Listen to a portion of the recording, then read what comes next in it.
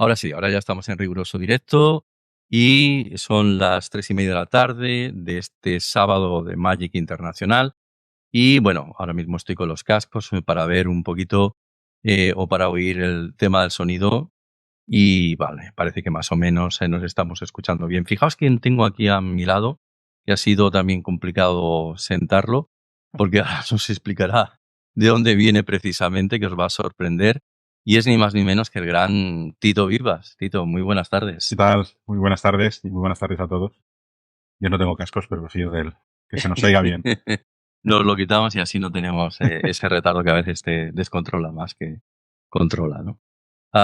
¿Que de dónde vienes? Que vienes de Egipto otra vez, pero que has estado grabando allá no sé Sí, cuántas semanas hemos para un estado, programa de televisión. hemos estado 15 días sí, participando en un rodaje del nuevo formato de Jesús Calleja. Hemos estado grabando Universo Calleja, se llama. O sea que Pero pronto lo con, podréis ver en Mediaset. pero con un montón de famosos. Sí, sí, sí. Han pasado por allí. En total han sido 8. 8 famosos. No sé si puedo decir quiénes son. Bueno, yo creo que Espero que la gente lo... el mismo Jesús ha hecho spoiler Sí, bueno, porque él ha ido diciendo, de verdad nos que ha mostrado vídeos él ha ido y ya diciéndolo se en veía redes por allí que sociales, estaba ¿no? Santiago Segura Estaba y alguno Santiago más. Segura, Sí, estaba sí, José sí. Mota, Sí, sí. estaba David Bisbal, Rosana, estaba Eva H., Belén Rueda, Rosy de Palma y Mercedes Milá. Madre mía, no son Bueno, pocos, hemos sido precisamente. un buen grupo, sí. ¿Quién es el que ha sido mejor alumno? ¿Mejor alumno? No, no, han sido todos maravillosos. Todos, todos. Y la verdad es que interesadísimos e interesantísimos, por igual. Sí, sí. Nadie era más preguntón que otro. Bueno, Siempre hay alguien que a está ver, ahí. yo a David, por ejemplo, ya lo conozco y sé que es un grandísimo aficionado a la egiptología porque lo ha demostrado con creces.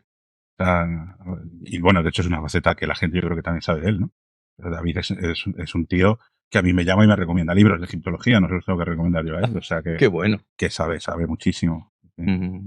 Bueno, vamos a por el título de la charla, que la vas a tener dentro de un ratito a las 19:10 de la tarde en el sí. Auditorio Antonio Rivera, delante de 450 personas. Que vamos a ver si caben todos, porque hay mucha gente que te viene a ver. Título: La herencia del cristianismo en el Antiguo Egipto. Toma ya. El título lo Porque. puso Alfonso, ¿eh? Vale, vale. Porque aunar el cristianismo con el Antiguo Egipto, bueno, pues se puede, porque vamos, Jesús estuvo se, supuestamente viviendo allí durante un buen tiempo. pero no, lo vamos a abordar más desde una perspectiva más antropológica. ¿Sí? Sí, la charla, de hecho el título yo no sé si habría que darle la vuelta, porque en realidad es lo que el cristianismo ha heredado y no la herencia del cristianismo. Es decir, el cristianismo tiene muchísimos elementos de pensamiento que adopta de la religión del Antiguo Egipto. Y bueno, pues vamos a hacer un acercamiento y un repaso a algunas de esas cuestiones y algunos de esos aspectos para comprender un poco algunas de las cuestiones del cristianismo que obviamente no se inventan, no surgen de la nada, como en la mayoría de las religiones, por no decir en todas, Pero eso no se inventan, suena, son cosas que evolucionan dentro del pensamiento. suena a herejía. No, no, no, en absoluto, en absoluto. No, a ver, no, y te digo por qué. Una cosa obviamente es la fe y la creencia y otra cosa es el hecho histórico. Ujú. Yo voy a hablar del hecho histórico, vamos a hablar de cuestiones que, pues que la arqueología o que la propia filología o muchos otros aspectos pues nos ponen ante los ojos, ¿no? Estamos hablando de casi de una evidencia empírica. Luego la creencia es diferente, eso digamos que va a otro nivel. Yo a mis alumnos siempre les digo que la ciencia de las religiones es de piel para afuera, ¿no? Y la creencia religiosa es de piel para adentro. De piel para adentro uno no entra.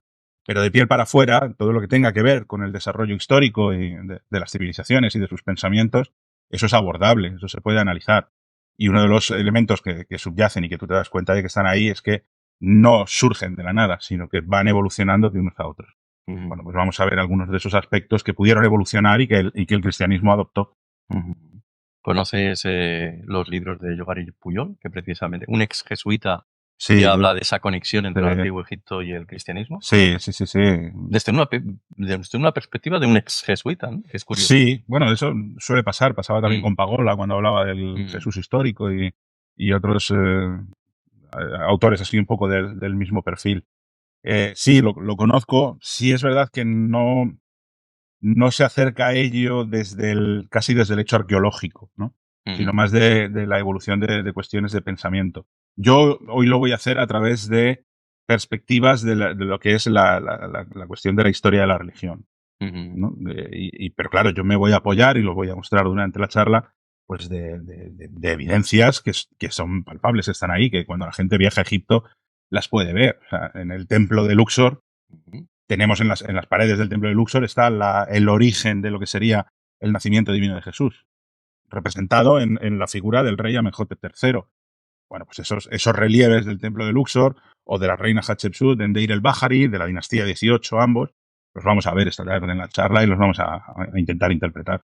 ¿Se pueden relacionar entonces? Sí, sí, completamente. O sea, el concepto del nacimiento divino de Jesús, eso lo encontramos directamente en las teogamias divinas de la dinastía 18.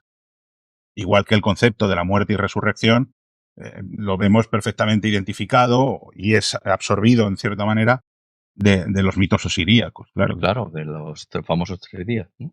Claro, de Ujú. una divinidad que muere, que sufre una pasión, que es torturado Ujú. y que luego, pues mágicamente, volverá a renacer y se convertirá en una especie de juzgador de los muertos y de los difuntos cuando todos vayamos a pasar al otro lado.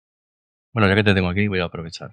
¿Siempre te traes alguna cosa de cada vez que vas por allá, por Egipto, siempre te traes alguna novedad, más allá de lo que acabas de hacer, que es muy divulgativo y estará muy bien verte allá en televisión dentro de poquito? ¿Qué novedad has traído allá? ¿Has visto ya? Bueno, me imagino que ya has visto el nuevo museo, por ejemplo, ¿no?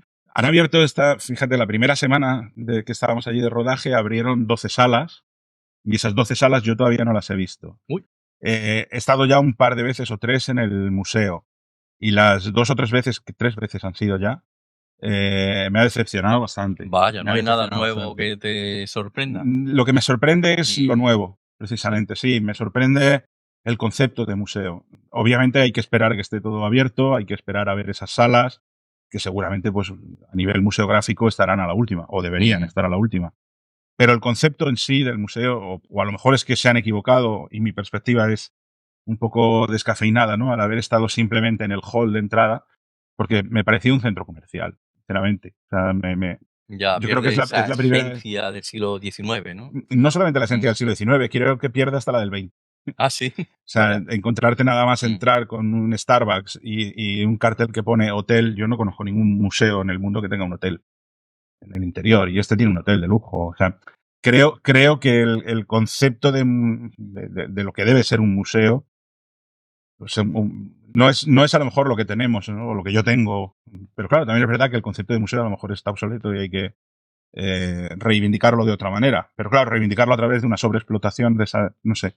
Yo creo que cada cosa tiene que estar en su lugar, ¿no? Y hacer que se diluya tanto, tanto, tanto la línea que puede separar el elemento cultural del que es divertimento y ocio, del que es consumo, puede terminar pervirtiendo un poco la propia línea cultural, ¿no?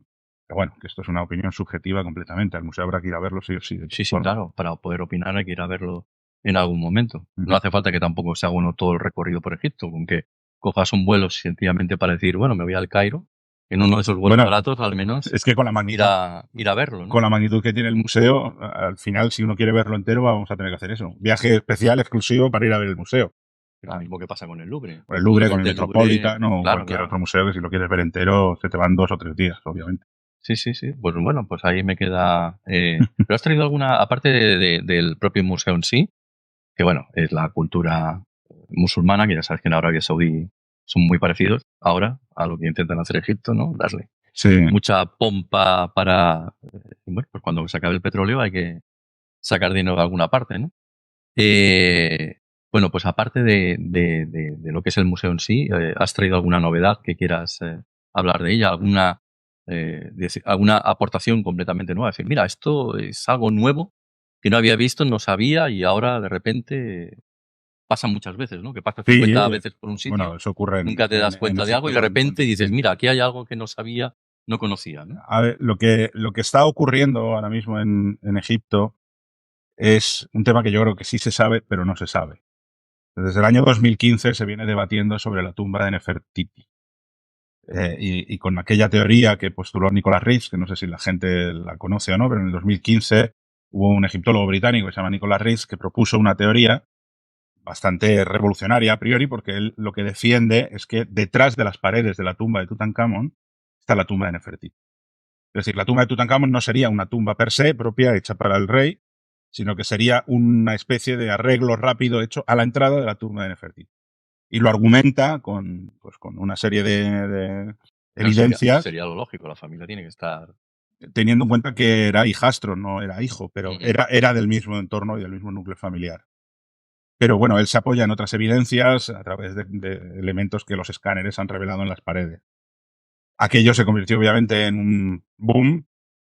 Se hicieron conferencias extraordinarias allí en el Cairo, se hicieron escaneados de las paredes y al final, por resumirlo, se terminó diciendo que allí no había nada. Bueno, pues allí... ¿Esto quién lo dice? ¿Hawass? No, para entonces Hawass ya no estaba porque Hawass, después de la llamada primavera árabe, Hawass dejó el cargo. Él sigue estando, sigue trabajando, Claro. pero ya no era... No, por aquel entonces el ministro de Cultura se llamaba El Damati, y no me acuerdo si el que llevaba el servicio de antigüedades ya era Hamed El Biali o no, que ahora ya no es él tampoco, lo cambiaron hace poco. Pero bueno, en cualquier caso, hubo hasta un cambio del ministro. Cambiaron a raíz de aquellos y demás, y al final se terminó diciendo que allí no había nada, ¿no? Bueno, pues la verdad es que yo me he reencontrado con ese ministro y con otras personalidades y demás en el Valle de los Reyes, y parece ser que hay algo. Otra cosa será decir si es Nefertiti o no, pero hay algo. De esto voy a dar una conferencia aquí en Barcelona en un par de semanas. O sea que si alguien quiere venir, estáis todos invitados a ¿Dónde charla. exactamente? Va a ser en el auditorio que tiene Pangea, en las Ramblas, en su local. En la Rambla Cataluña. Cataluña. Allí es enorme. Claro. Pasas por ahí delante, no te lo imaginas y dices, madre 100 personas mía, dentro. Pues ahí inmenso, ahí lo vamos a organizar. Y no sé exactamente la fecha, me parece que es el martes dentro de 2 semanas, que no sé si es 25, 26, una cosa así. Vamos, es el martes dentro de 2 semanas. Aquí siempre está abierto a todo el mundo, debe ser. Sí. Lo único que hay que apuntarse. Hay que apuntarse. Si quieren ir, hay que llamar a Pangea o a mí a través de las redes sociales y demás, y lo pondré de todas formas en redes sociales. Y hay que apuntarse porque, claro, el espacio es el que es grande, pero caben 100 personas nada más. Muy interesante. ¿Y hablarás entonces de dónde salen todas estas sospechas? Claro, contaré. ¿O que haya habido alguna novedad electrónica que haya permitido? Exacto, es que cuando yo me encuentro con el exministro y con otras personalidades que estaban allí, estaban haciendo un escaneado. Claro. Entonces, bueno, se confirma y sé por dónde está el hueco que saben que hay dentro, y a la espera de ver si es Nefertiti o no, pero hay un hueco y lo saben. Entonces, bueno, pues vamos a contar un poco de dónde viene toda esta historia, esa teoría de Nicholas Reeves desde 2015 y luego pues lo que yo pude ver allí en el Valle de los Reyes. Esto te apasiona muchísimo. Bueno, aparte de la figura en sí, todo lo que toque también el tema de Tutankamón, para ti esto es una pequeña relación que pudiera haber, porque tú escribiste un libro sobre... Yo escribí un libro sobre Howard Carter. Sobre la figura de Howard Carter y el descubrimiento del descubridor de Howard Carter y bueno, sobre todo era una especie de revisión biográfica, ¿no? De ese personaje tan peculiar, tan curioso. Hablar de ese supuesto autismo que sería el personaje. Yo estoy plenamente convencido.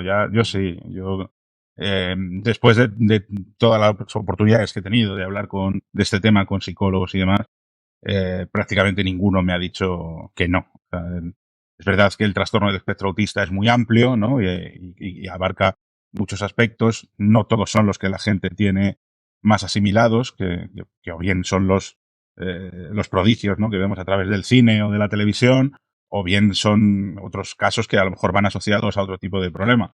Pero el espectro autista es amplísimo, con lo cual cabe dentro de ese espectro perfectamente, y además tiene una serie de paradigmas que coinciden a la perfección con lo que sería un diagnóstico. Has hablado de redes sociales hace un momentito. Yo sé que eres una persona muy activa en redes sociales, yo te sigo. Pues no me da tiempo para... Debería serlo más.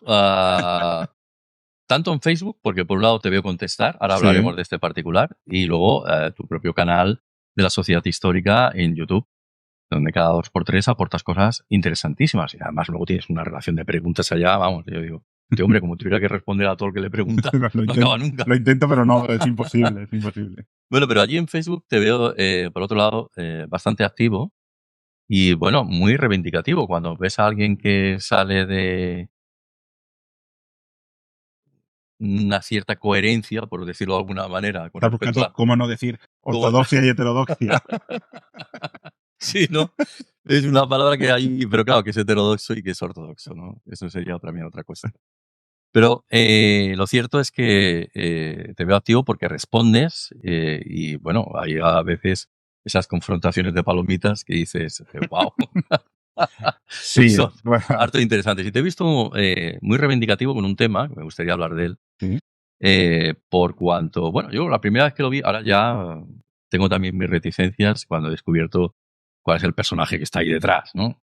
Pero hay una, al principio no sabía ni quién era, un ingeniero, ¿no? Que se ha presentado allí en un canal de YouTube que empezaba a hablar de que la Gran Pirámide pues había sido construida con una especie de máquina hidráulica, pero no como la entendemos hoy en día, sino que la misma pirámide en sí, base de piedra, sería la maquinaria hidráulica y te daba también una serie de elementos que te explicaba pues que esas supuestas marcas de agua que todavía se ven en ciertas cámaras daban a entender que por ahí pues había habido algún sistema para elevar todos esos bloques de piedra. Pero bueno, te vi por ahí de asegurar de buenas a primeras. No, esto no tiene ningún sentido. A ver, explícame esto. Mira, es verdad que es una teoría que cuando yo cuando la leí también dije, esto suena interesante. Sí, Suena interesante porque es verdad que no es la primera vez que se propone un sistema hidráulico para elevar bloques, ¿no? sí, habíamos oído hablar de los franceses un año antes o dos que habían Sí, propuesto algo similar para otras y pirámides. más teniendo en cuenta que obviamente sabemos, porque está demostrado, que los egipcios movían los bloques, los grandes bloques de piedra, por muy grandes que fueran, en barcazas por el Nilo y por tanto manejaban un concepto como es la flotabilidad y como es el utilizar las embarcaciones o generar un sistema de embarcaciones para mover grandes pesos. Obviamente esos digamos, sistemas utilizan la crecida del Nilo como si fuera un ascensor. Cuando el Nilo está abajo, pues entonces yo lo que tengo que hacer es abrir un canal por debajo de un obelisco, por ejemplo. Meto el barco y cuando llega la crecida, la propia agua lo levanta Sí, claro. y lo lleva, ¿no? Por lo tanto, ellos conocen el elemento, ¿no?, de la flotabilidad para mover grandes bloques de piedra y de peso. Podrían haber utilizado o empleado este sistema para elevar bloques a las pirámides. Bueno, pues es una teoría que a priori parece interesante. Y entonces aparece este ingeniero con este artículo hablando concretamente, creo que era de la pirámide escalonada de Zoser en Saqqara, si no Sí, recuerdo al mal. principio. Eso es donde él, Mm, y es más, todo esto fue a raíz también de un antiguo canal que sí que se ha documentado, ujú. del río que llegaba hasta el área de la línea donde están construidas las pirámides y demás. Yo reconozco que ahí me quedé un poco a la espera de ver cómo reaccionaban otras personas que saben mucho más que yo de eso. Y hubo una reacción de una persona que de pirámides sabe muchísimo, que es un francés que se llama Frank Monnier.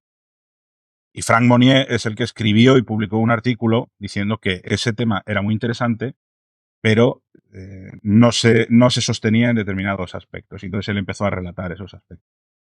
Claro, cuando tienes esa contrapartida, ¿no?, de otro ingeniero, porque él también es ingeniero, hablando de este tema, entonces ya tienes como dos visiones que se han de Ya, contrastar.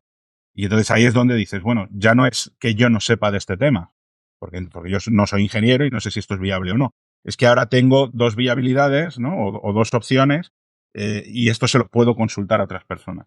Y todas aquellas personas con las que yo consultaba coincidían con Monnier. Básicamente, todos dicen que esa especie de ascensor que proponen nunca podía llegar a la altura que se supone que necesitaba la pirámide. Por lo tanto, necesitabas una especie de elevador adicional que además flotara, ¿no? Y ahí es donde dice Monnier que eso ya casi entra en la ciencia ficción. Eso por un lado, que es un plano muy técnico. También otro de los bueno, problemas pero que este tiene ingeniero hablaba de que se había llegado hasta la mitad con ese sistema y con ese, claro, que la otra mitad era un sistema completamente diferente, ¿no? con lo cual estamos en Mm, las mismas. mm, Simplemente me estás diciendo que pueden utilizar cierta flotabilidad para subir a un nivel. mm, Pero claro, el problema que tiene la arqueología experimental de este tipo mm. es que el hecho de que tú desarrolles una teoría que exponga que es posible o que es viable no significa que fuera la que se utilizó. Ese es el problema de la arqueología experimental. Ya, O sea, Thor Heyerdahl demostró que con una balsa de madera puedes cruzar desde todo es América Atlántico. hasta la Polinesia, ¿no? Mm. El Pacífico en este Ay, caso. perdón, el Pacífico. Pero claro, no significa Mm, que los polinesios lo hicieran y que vinieran de allí. Ya se ha demostrado que mm, no. la arqueología experimental te dice se puede hacer, no significa que se hiciera. Y en este caso, pues con esta teoría pasa un poco lo mismo. Eso que tú comentas que él dice que son marcas de agua dentro de las Ay, pirámides, a mí no me parecen marcas de agua. No creo que sean marcas de agua. Creo ¿qué que crees que puede ser? son muchas otras cosas. Es verdad que hay problemas de rozamiento, es verdad, pero es que pueden ser incluso problemas de inundaciones posteriores. No tienen por qué ser de inundación durante la ¿Desbordamiento construcción. del río Claro, Nilo? del río Nilo, en Mm, determinadas ocasiones. O mm, sea, que pueden ser otras cosas, ¿no? Que habría que analizar con más detenimiento. Pero claro, cuando tú empiezas a una teoría, empiezas a sumarle puntos que hacen que flojee, pues al final se queda como una hipótesis.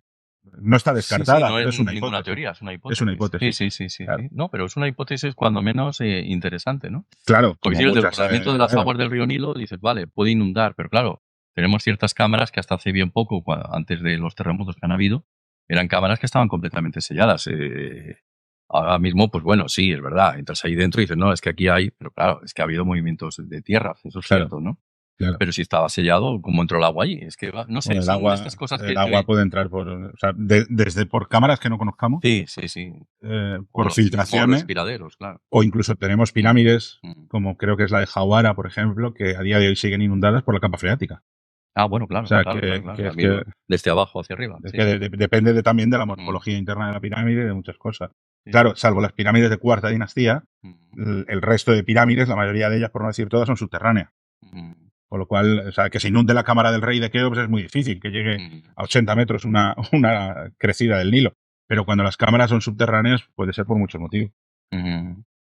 Un tema muy, muy interesante, muy interesante. Además, cuando hablas siempre de la cuarta, quinta, sexta, que a veces hay gente por ahí que va diciendo, es que cómo fue posible, ¿no? Que de repente involucionaran en lugar de evolucionaran. Y hay que decirles, bueno, es que, a ver, Es que no es una cuestión de involucionaron. dinero. Es que efectivamente, Es una cuestión de dinero. Y es que entonces, si no no se hubo. podía invertir en hacerlo, Mira, decir que las pirámides de quinta y sexta pues sale lo que dinastía, sale, ¿no? claro, decir Mm, que involucionaron mm, las pirámides de quinta y sexta dinastía con respecto a las cuarta, mm.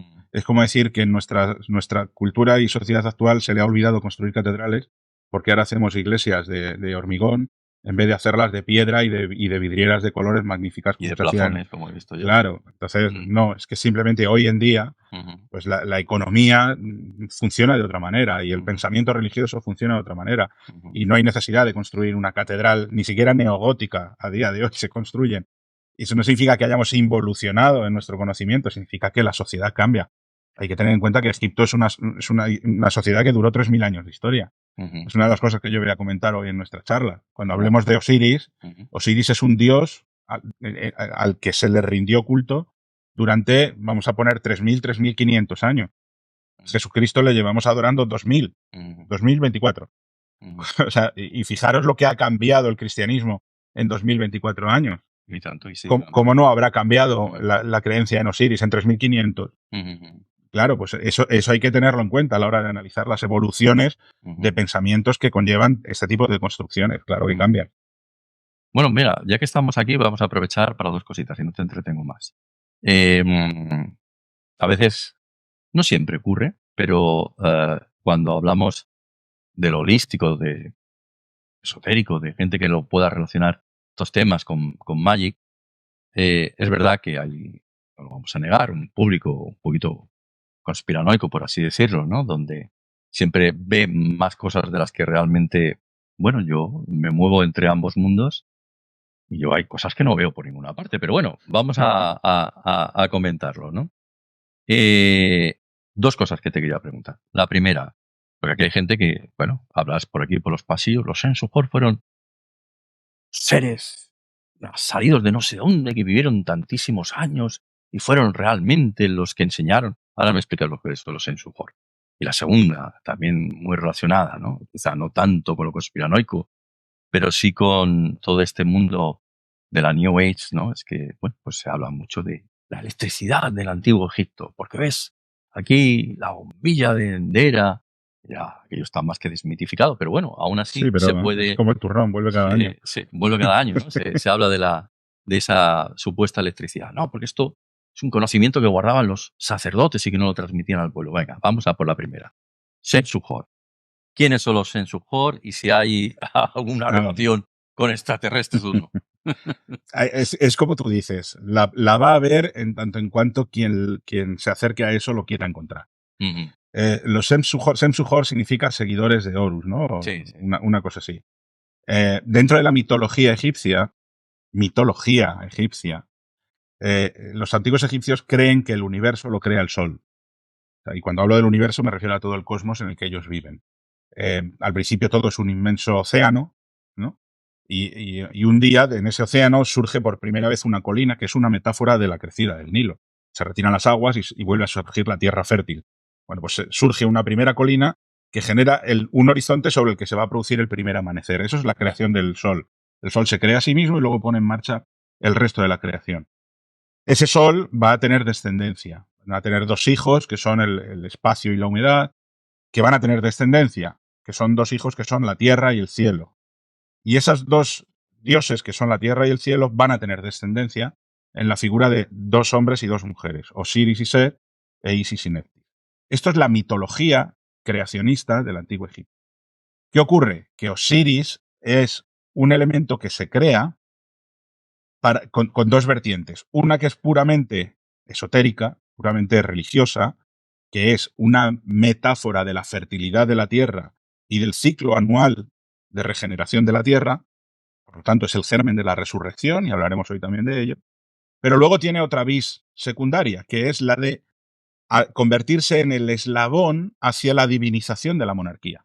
Porque una cosa es lo que dice el pensamiento mítico y otra cosa es cómo se aterriza eso en una sociedad para justificar que estos señores que están aquí van a ser los reyes y estos que estáis aquí abajo vais a ser los campesinos. Bueno, pues esa estratificación social que surge en las civilizaciones primeras se hacen a través de la divinización del rey. Es que yo soy el rey, estoy aquí porque yo soy un dios. ¿Qué dios? Bueno, pues tengo que buscar o tenemos que buscar Claro. cómo anclar esa monarquía a ese relato mítico. Si Geb, que es la tierra, tiene un hijo primogénito que es Osiris, Osiris como primogénito de la tierra es el heredero de la tierra. Por lo tanto, será el primer rey mitológico de Egipto.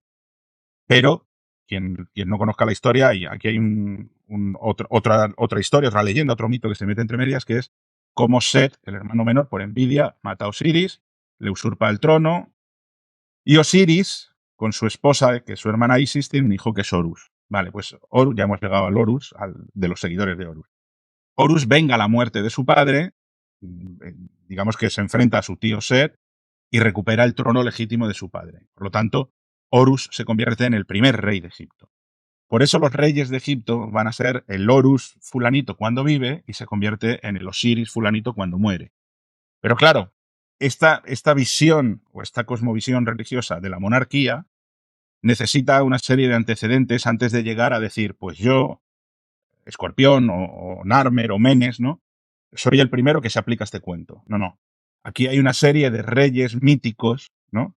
Que eran semidioses que gobernaron Egipto antes de llegar a Menes. Esos son los Sem-Suhor, los seguidores de Horus.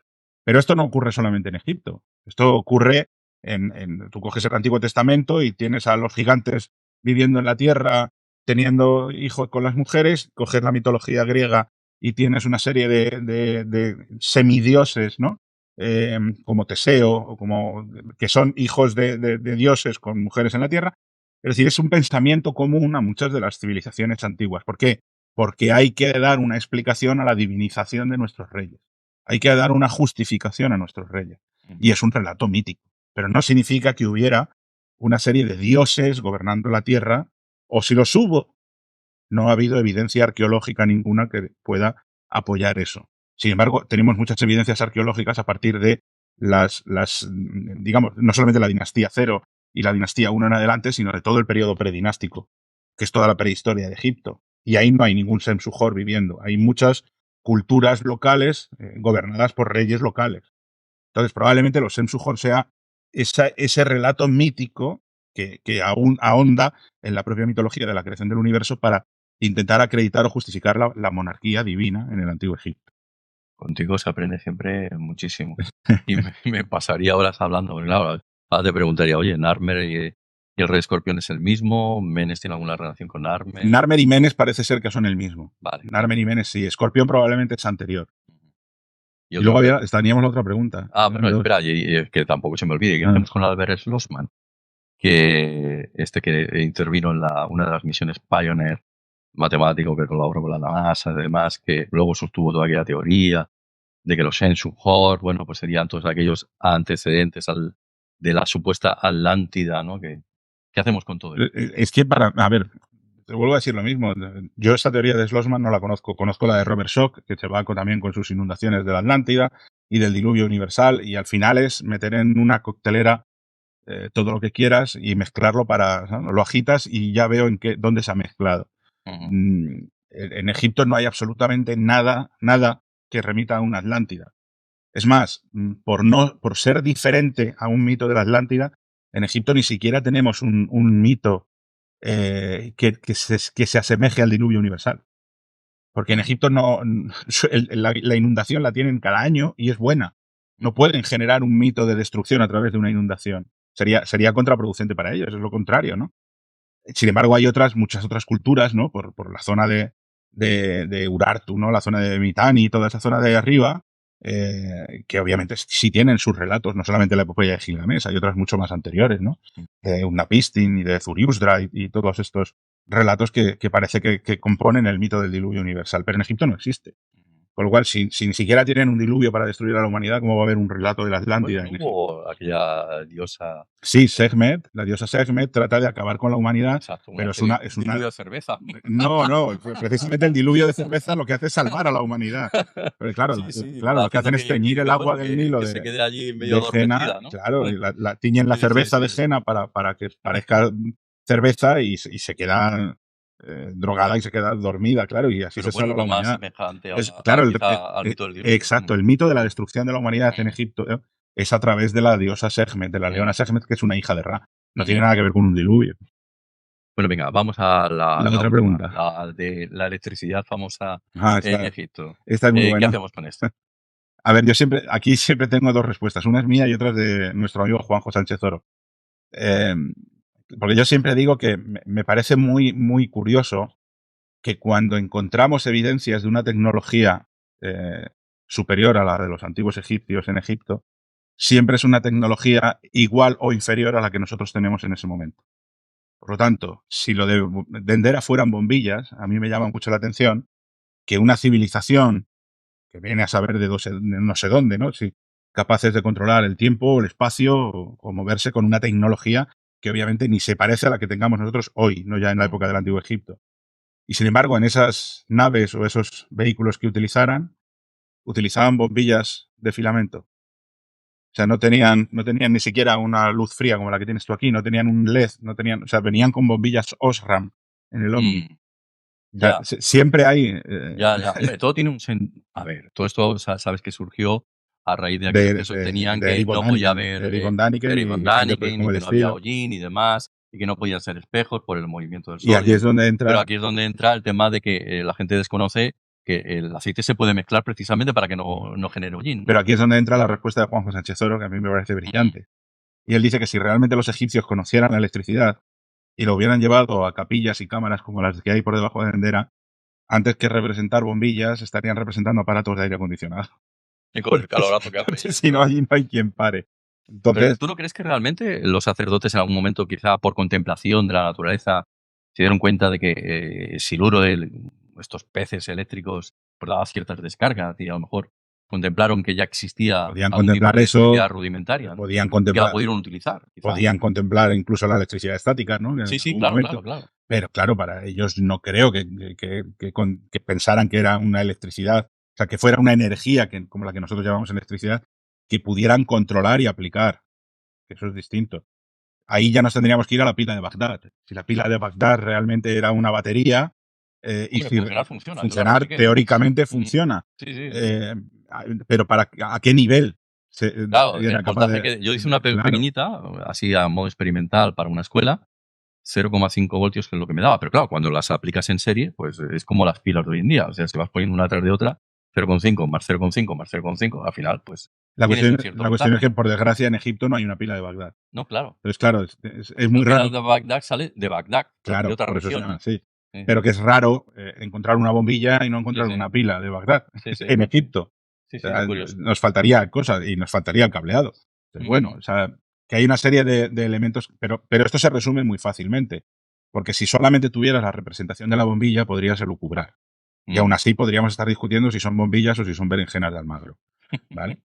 Pero cuando tienes un texto jeroglífico escrito arriba Que te va que te va diciendo exactamente qué es lo que está representado abajo, que te habla del dios Nefertum, que es una serpiente que nace del interior del capullo de una flor de loto. Estás viendo que el casquillo de la bombilla es una flor de loto, que el bulbo tiene dentro el filamento que es una serpiente. Pues joder, si me lo están diciendo los egipcios aquí escrito que esto está representando el mito del nacimiento del dios Nefertum, en ningún sitio hay nada que nos relacione esa escena ni con energía, ni con electricidad, ni con una bombilla. O sea, no tendría sentido representar una bombilla y arriba escribir que es otra cosa. Contigo siempre acabamos de la misma manera, se desmitifica todo. No, hay muchos misterios Sí, todavía sí. por desvelar y otros que van apareciendo. Pero claro, lo que decimos, la historia de las bombillas de Dendera, cuando tú tienes un texto arriba que te lo está explicando, pues no tiene ningún sentido, ni eso, ni el ovni de Abidos, ni el espermatozoide de Luxor, y se sigue hablando de esos temas. Bueno, y otras, ¿no? Como la correlación de Y no te lo de acabas la nunca. que hablaste en algún momento diciendo, bueno, es que esto... El año pasado, sí, precisamente. Pero eso, ocurría lo mismo que con la Sí, teoría del agua. Cuando Bobal propone esa teoría es muy interesante. Muy sí. interesante. Luego ya te das cuenta de que lo que tiene de interés y que ha hecho avanzar determinados pensamientos, que hasta ese punto es válido, llega un momento en el que se pierde. Se pierde porque a partir de ahí ya no se puede defender. Entonces ahí es donde él insiste y ya se hace amigo de Graham Hancock y de Robert Schoch y se van al 9000 o el 10.000 antes de Cristo y entonces ahí ya Sí, una pena, porque corta. mira que Bobal es un tipo muy Muy válido, muy interesante, y cuando interesante. conoces y hablas con él, Claro. dices, bueno, pero si es que además tiene un hermano que habla perfectamente Sí, castellano. sí. Bueno, y él también lo habla, sí. Bueno, él Sí, quizá un poquito menos, tiene pero una casa ahí en la Plaza sí. Mayor de Madrid. Es verdad, Sí, vive, es vive verdad, una parte del año ahí en Madrid. Sí. Mm. Bueno, por cuestiones familiares, sí, es verdad. Sí. Sí. Ahora me has hecho acordar. Bueno, pues nada, lo vamos a dejar aquí, si te parece, que llevamos ya Vamos un rato. un ratito, 16:09. Yo quería hablar con Bruno Tienes gente Cardeñosa, que no se te sé si me acumula va a por dar aquí. tiempo A por él. y se me va acumulando, pero si puedo ir a por él y no me pierdo tu conferencia. Voy a Te- bajar aunque sea un ratito Te ayuda a para, secuestrarlo. vale, sí, ahora ayúdame si está por aquí, lo secuestramos un momentito y a ver qué Muy se bien. puede hacer con él, aunque sean 5 minutos. Pues nada, Muchísimas gracias. a ti. Tenerte aquí es un placer. Y nos vemos luego en la charla, si puedes. Sí, hombre, yo voy a verte por descontado, dalo por Pues hecho. ya está. Y a la gente que nos está viendo, pues, oye, que este año lo pueden ver ellos también en streaming. Sí, es O verdad. sea, que por primera Sí, vez. Así que si queréis ver la charla a las 7:30, yo creo que todavía están a tiempo, ¿no? De apuntarse. Sí, todavía se pueden apuntar y además luego se dejan durante unos ciertos 60 días. 60 días, 60, 90, no lo recuerdo, Sí, pero vamos, 60 por ahí días. andará. Y iban a dejarlo 40 días y 40 noches, pero era demasiado bíblico. Sí, hubiera sonado Dos dogmático. meses. Pues nada. Bueno, pues nada, encantado de teneros aquí. Vamos a ver si podemos secuestrar a Bruno Cardeñosa de la Rosa de los Vientos, que anda por aquí, pero que tiene el tiempo muy justo, pero vamos a intentarlo. Si es posible, nos vemos ahora dentro de un ratito. Hasta ahora.